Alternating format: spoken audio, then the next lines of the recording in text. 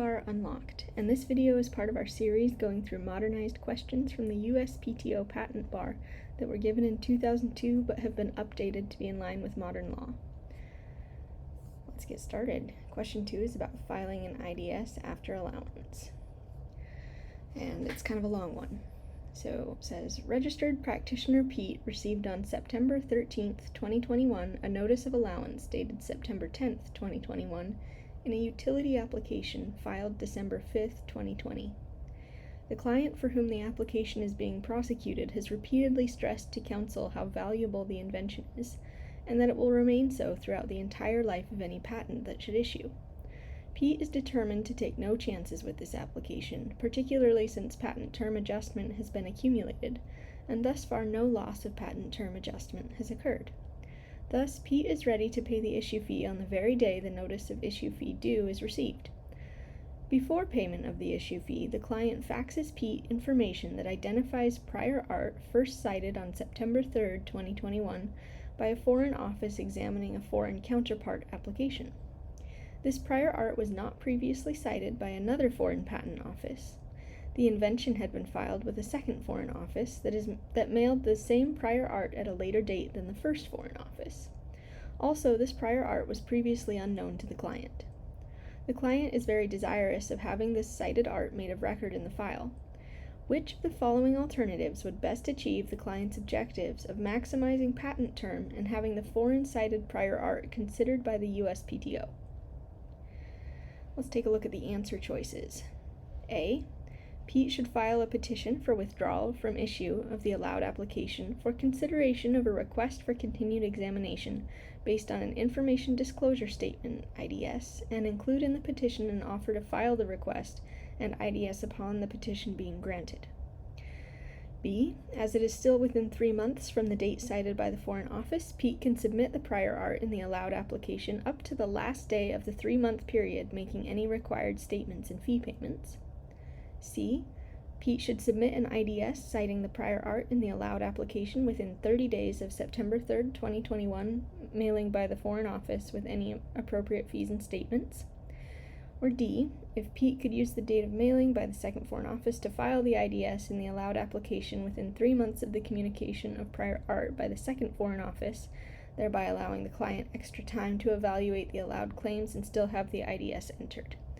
E, B, and D.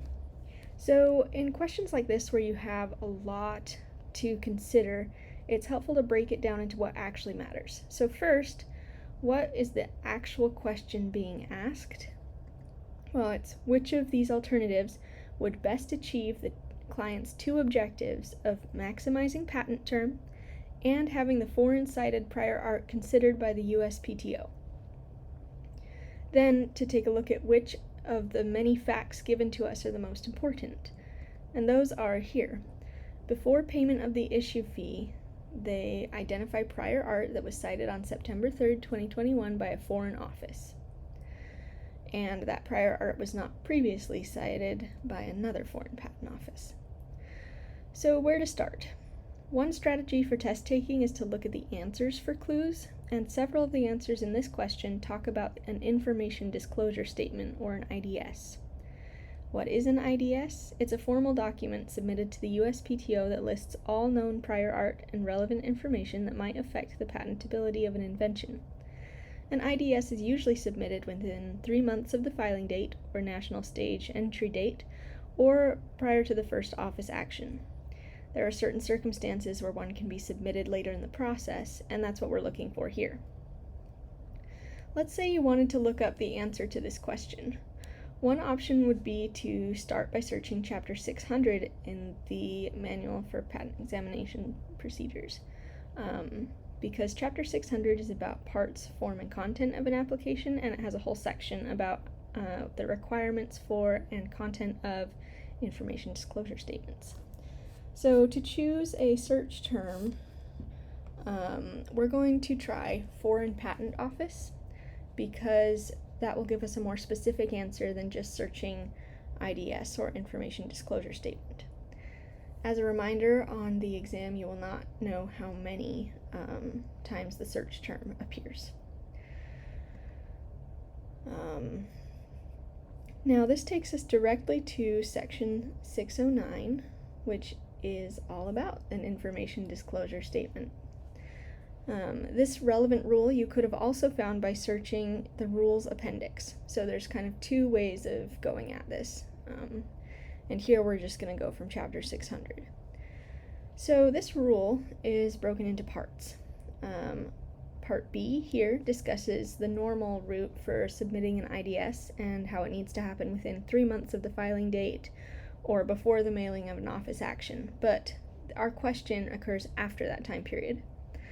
Section C discusses what to do if and how to submit an IDS after the period provided in Section B, but before the mailing of a notice of allowance. So we're also after this time period since they've gotten all the way to the issue fee. Section D is what we're looking for an IDS filed after the period specified in paragraph C, but before the payment of the issue fee. And it says that it's required to have a statement that each item of information contained in the information disclosure statement was first cited in any communication from a foreign patent office in a counterpart foreign application not more than 3 months prior to the filing of the IDS. So that tells us that the IDS must be submitted within 3 months of the citation, which means within 3 months of September 3rd. You might be tempted to now go back to the question and hit one of the answers that talks about 3 months, but we have to remember that the question asked for two things. It also asked about avoiding negative patent term adjustment. So we need to check and make sure there aren't additional burdens we need to consider. Chapter 2700 discusses patent term adjustment. So let's go there and let's use the same search term and see what we find. So going down, this second one, we see the following. The provision here will permit applicants to submit information first cited in any communication from a patent office in a counterpart foreign or international application without a reduction in patent term adjustment if an information disclosure statement is promptly, within 30 days of receipt of the first communication, submitted to the office.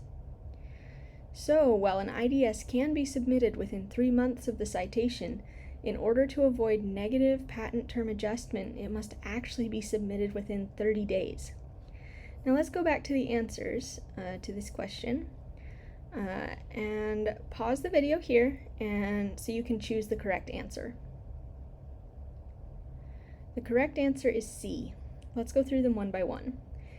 Answer A is not the best answer because a request for continued examination will delay the patent issuance, which goes against what the client asked for.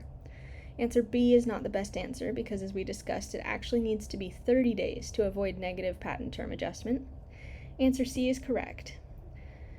Answer D is not correct because the 3-month period is to be measured from when the information submitted in an IDS was first cited by a foreign office. A later second cite by another foreign office cannot be used to measure the 3-month period.